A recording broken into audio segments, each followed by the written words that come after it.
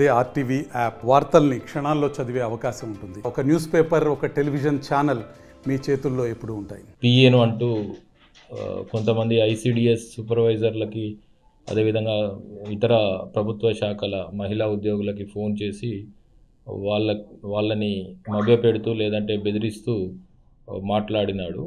అది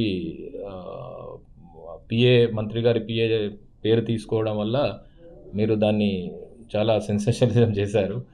సో యాక్చువల్గా ఈ కేసుని కూడా మేము కోదాడ టౌన్ పోలీస్ స్టేషన్లో నవంబర్ 1వ తారీఖు రిజిస్టర్ చేయడం జరిగింది. స్థానిక ఫిర్యాదురాలు, ఒక బాధితురాలి ఫిర్యాదు మేరకు.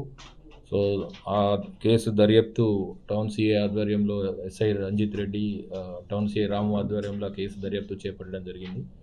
దీనికి ఇది టెక్నికల్తోని ముడిపడిన అంశం కాబట్టి ప్రత్యేకంగా నా ఆఫీస్లోనే నేను ఒక రామారావు అని మంచి నైపుణ్యత కలిగిన కానిస్టేబుల్ ఆఫీసర్ని అపాయింట్ చేయడం జరిగింది.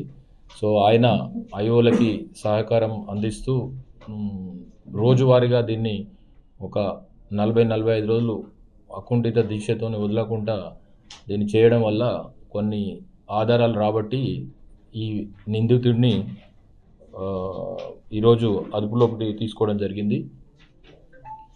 ఇతను మన దగ్గరనే కాదు, ఇక్కడ కోదాడ, హుజూర్ నగర్ ప్రాంతాలే కాకుండా రంగారెడ్డి జిల్లా పరిగి ఎమ్మెల్యే పిఎన్ అంటూ అక్కడ కూడా ఒక మహిళను వేధించడం జరిగింది. మరిన్ని వీడియోస్ కోసం ఛానల్ ని సబ్స్క్రైబ్ చేయండి. లేటెస్ట్ అప్డేట్స్ కోసం వాట్సాప్ ఛానల్ ని ఫాలో అవ్వండి. ఆ లింక్ డిస్క్రిప్షన్ లో ఉంది.